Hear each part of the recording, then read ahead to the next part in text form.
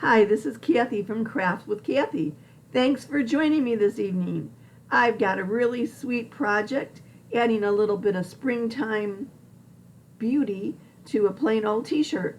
I'm going to be using the transfer called Peaceful Garden, and I'm going to add this flower to a light lavender t-shirt and just give it a little bit of pizzazz, just give it a little something to celebrate spring. I am going to actually mix up my own color green because I didn't have a green that I felt was suitable. And yes, when you're using our inks, which is for fabric, you can definitely mix the colors and blend to get a custom color just like you can do with our paste. So I'm going to cut out the portion of the transfer that I'm using right now using my transfer trimmers on the cut lines, just to kind of free up a little space so that I've got a little bit more room to work here. I'm coming at you from the suburbs west of Chicago. Drop me a line, let me know where you're viewing from.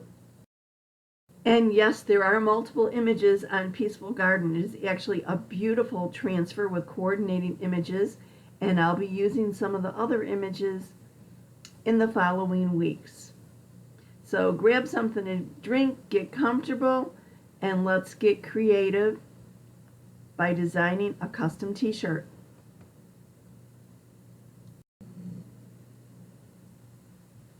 I'm mixing up some Bumblebee and Tide ink to create my own custom green. Just adding a little bit more yellow because it seemed a little bit too blue, and I might actually have to put on the overhead light for a moment to check out the color. And yes, you can mix up your own colors using our ink just like you can with our chalk paste. So if you don't have something that's the appropriate shade, try mixing and blending to get what you really need. Adding that light really helped. I think it brightened things up a bit, and I can see that yes, it is green. Not quite the green I'm going for, so I'm going to just scoop up a little bit more Bumblebee, mix that in until I get a little bit more of a yellowish green. So easy to mix up your own colors. Okay, this is looking pretty good. Then we'll get right into this project.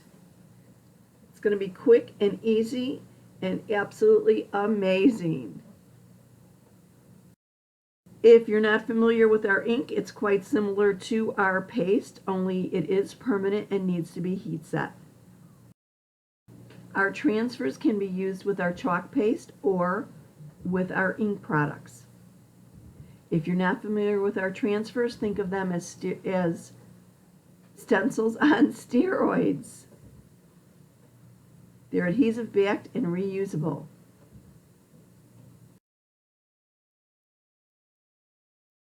The number one rule behind inking is always make sure you have clean fingers. The last thing you want to ever do is have ink on your fingers when you touch your surface. And being that I'm going to be using this on a fabric t-shirt, I definitely don't want to have ink on my fingers because I will get ink on the shirt. Our ink is permanent. Even before it's heat set, it most likely is permanent. I actually even accidentally got a t-shirt that hadn't been heat pressed yet or heat set in the wash, and oddly enough, or interestingly enough, the ink did not come off, which was a good thing. But let me tell you, if you get a smudge somewhere you're not intending, it's a problem. So you want to be careful. Always have clean fingers. This is the tea. It's a light, like lavender purple. I've got my little chalk mat underneath it that I had already pressed down and have everything in place. And then, of course, I had to move it off my table. But let me kind of scoot this up a little bit more. Oops, don't want my sage green in there. Scoot this up a little bit more so that I've got a little bit more work surface here.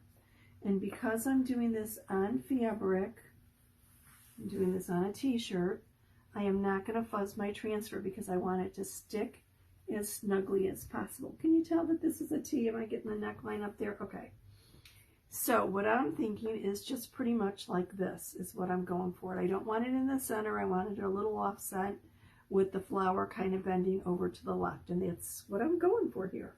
And actually I'm going to, I know I'm off camera, but I am lining up this line with the hem of the shirt to make sure that I have it aligned properly. Easy peasy. And you will find that using our transfers with our ink is quite similar to using our transfers with chalk paste. I'm making sure my lines are parallel. The bottom of my transfer is parallel to my t-shirt hem. Okay, smooth it out. I had a little air bubble here. Make sure you don't have any air bubbles. Kind of smooth all that out. And being that I started with the green chalk paste for my stem and my leaf, I'm going to start with the inking of that first. So let me grab a little bit of ink over here. Of course, I just smeared it right up the, here we go. And I want to be a little frugal with this just because I don't want to have to mix any extra up, because odds of getting it the same color are going to be slim. I know that. Okay, that looks good. I like to go in one direction when I'm inking instead of multiple directions. So I'm just kind of going from top to bottom here. When I was thinking about the colors for this, I was actually thinking along the lines of hostas, how sometimes the leaves are green and a little bit of purplish. So I know I'm going to have some purple showing through here, and that's fine. It's kind of the look I'm going for. So I want to be careful I don't run off the edge of my transfer. Make sure my fingers are clean. Make sure I don't get any ink on my fingers and accidentally smudge my shirt. Same thing with your surface. You always want to make sure your surface is nice and clean. If you move your shirt or your whatever you're chalking around, you don't want to take any chance that you've got something on your surface and then it gets on your, you want to make sure you don't have anything on your mat or what you're using as a surface that you're inking on, and then it then gets on your shirt. So I'm going to add a little bit of my bumblebee in here for the center of this flower, and then I'm going to do the rest of the flower in, actually I think it's, I couldn't remember if it's, it's fig. I keep thinking it was violet. I'm going to use the fig because it's like a darker shade of this. Now obviously I can't go in one direction with my little multi-tool here because I'm trying to do a circle, so that's a little bit tough, but just want to make sure I get good coverage.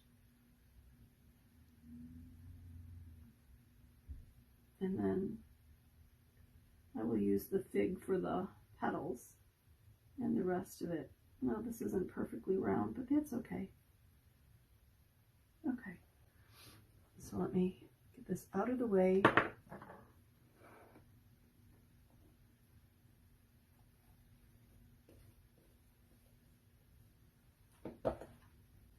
Finger check, make sure I didn't pick up any of the bumblebee up.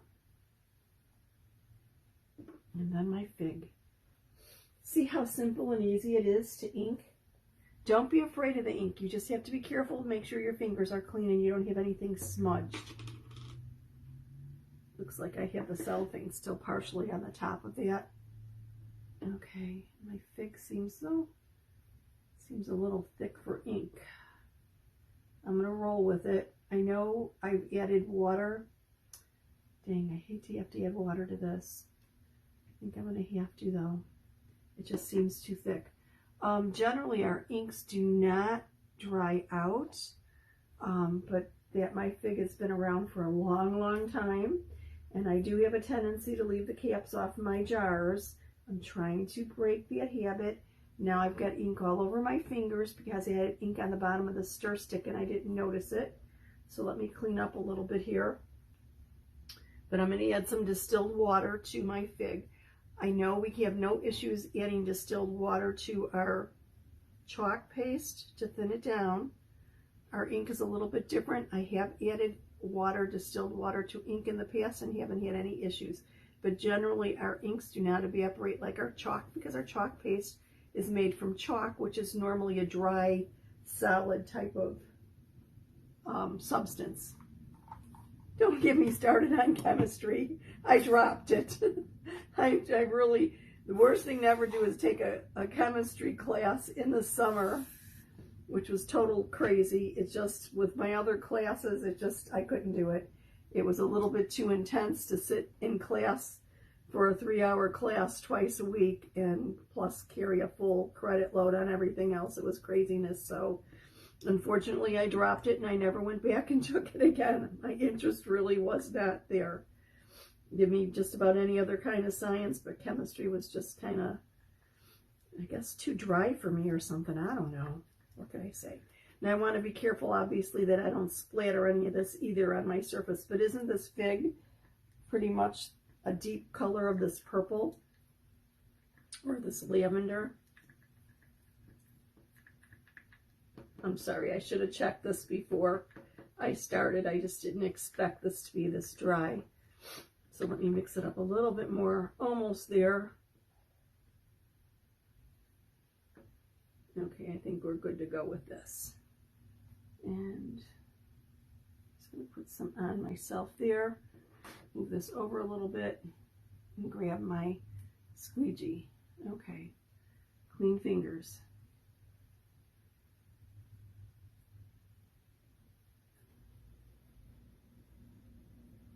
I hope spring is really happening where you're living.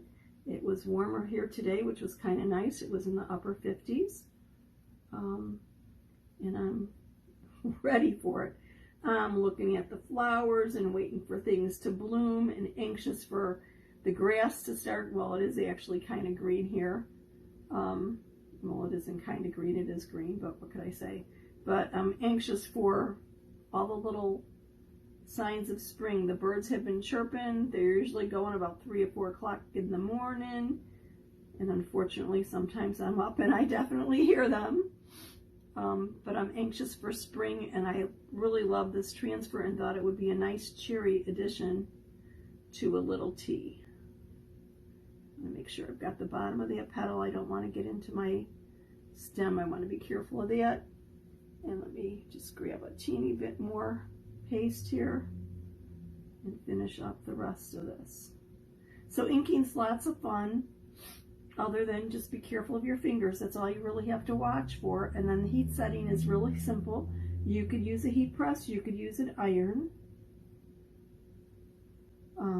Basically, it's pretty similar for both. You want to use whatever is the proper setting for your fabric. With an iron, you put, for both, you use, obviously you put a piece of parchment paper over once the ink is dry, and then you either use an iron, I have to clean my fingers again, an iron or a heat press. You set them at the appropriate temperature for the fabric, and with an iron, you just put the iron over it and keep moving it for 4 minutes. And then when you're done, you turn it inside out and do the same thing on the underside. With the heat press, it's like 30 seconds at whatever temperature it is. And depending upon the size of your heat press, you either have to move it to get all coverage, or you could keep it, if it's a large heat press and covers the whole image, you just go with it as that. So I want to make sure my fingers are clean and I don't have any ink anywhere. And the other thing, when you pick up your transfer, when you're using ink, you definitely don't want it to splatter. So I'm going to lift this kind of gently and slowly from the bottom, because our ink is a slightly different consistency from our chalk paste. Whoops.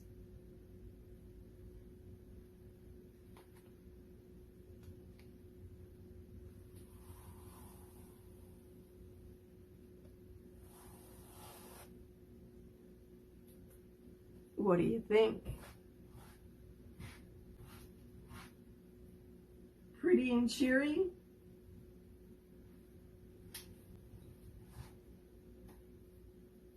And so simple. I'm just getting the ink I got off my fingers.